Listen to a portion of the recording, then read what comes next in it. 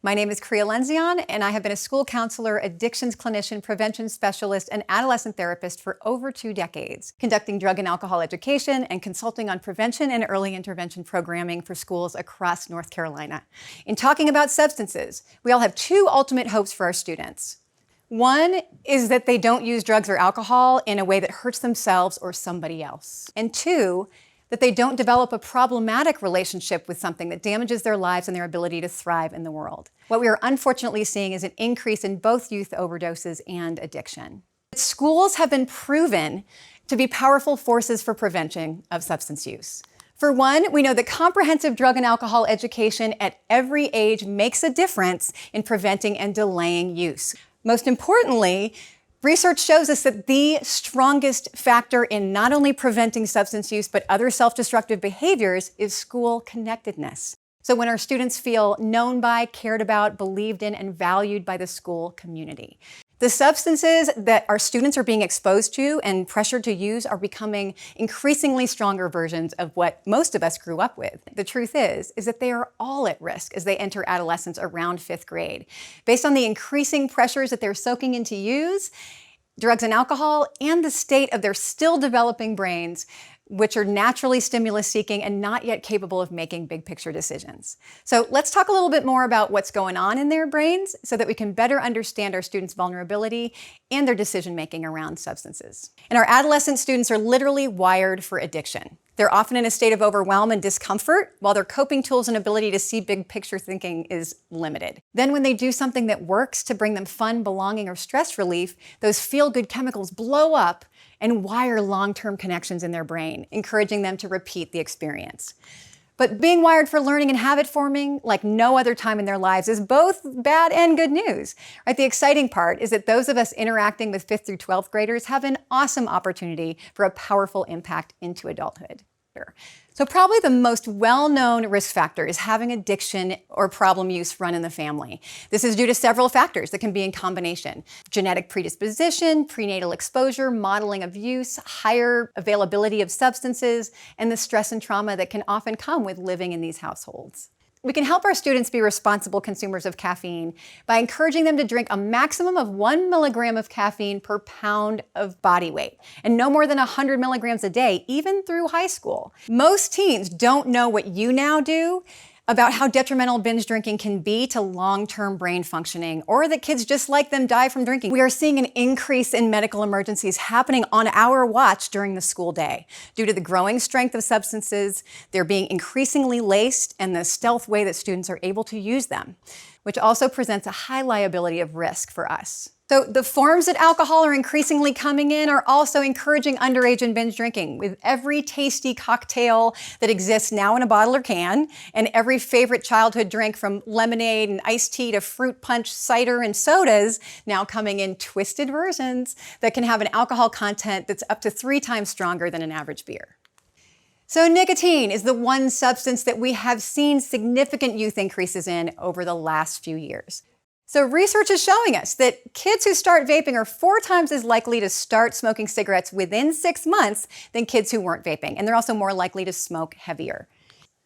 So what we can all do is we can help our students get all those facts that they often don't know starting in elementary school. If kids are seeing nicotine use around them in some form, then they're making their own meaning out of it. So we need to be talking about the risks more often and louder than the other messages that they're exposed to. We also need to start young with media literacy lessons that help our students get critical of the devious advertising tactics that are aiming to intentionally brainwash them about everything from junk foods to beauty products to substances. So the substance that probably comes with the most misinformation and myths is cannabis. So our youth are soaking in pro-use messages in their media and rarely come across accurate information about how it affects adolescents very differently than adults.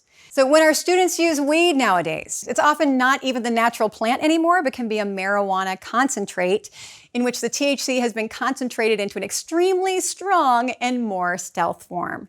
And then there are edibles. And while it's not new to throw pot in some brownies, it is new that it is so strong and that kids are acquiring or making gummies and other candies or lacing things like Rice Krispie treats with highly concentrated and invisible THC. adolescent cannabis use and mental health are tightly connected. First of all, kids with depression and anxiety are way more likely to use and to develop a dependency on it. But we also see heavier cannabis use worsening depression and anxiety into adulthood, even seemingly causing long-term depression. A crucial issue to have clarity on is where our legal expectations intersect with our students and their guardians' substance use. So all adults in North Carolina are considered mandatory reporters of child abuse or neglect.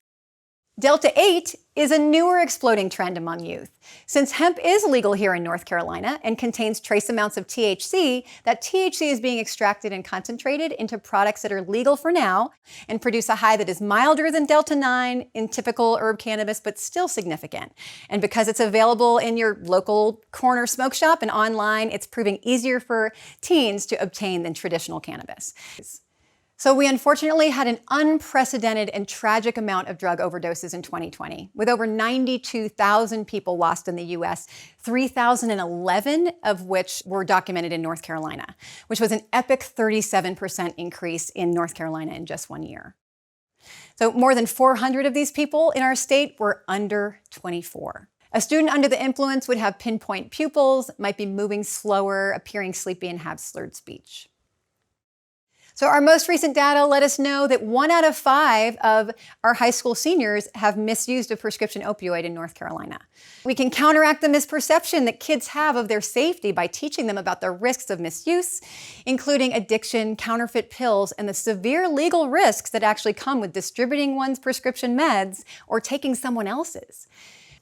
Thirdly, is that it becomes more and more central to their lives. What this looks like is they're letting go of activities that interfere with using, shifting friends to those who condone or that will use with them.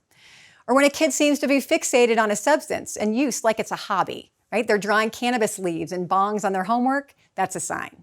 So which as educators means that we're not only coping with overdoses in our high schoolers and even middle schoolers and trying to prevent our students from becoming the next wave of tragedies, but that our students are dealing with addiction and overdose losses in their families at epic proportions. We're a main source of support for children who've lost family members to overdose or who are being raised by addicted parents.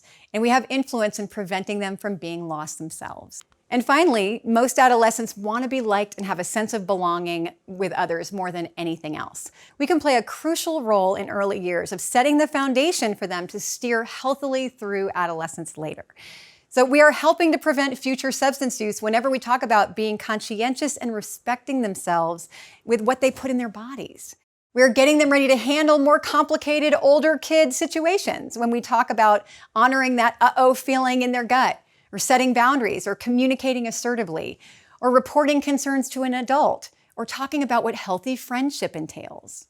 Ultimately, school connectedness is the most powerful preventative strategy that exists, which makes each of us capable of making a difference. So in our North Carolina public schools, we have 1 teacher for every 15 students. And with all the other staff, the administrative, office, coaching, cafeteria, safety, maintenance, and custodial staff, if everyone picks a few students every year that are yours to help feel believed in, cared about, and valued, it can make a huge difference in the trajectory of their lives. So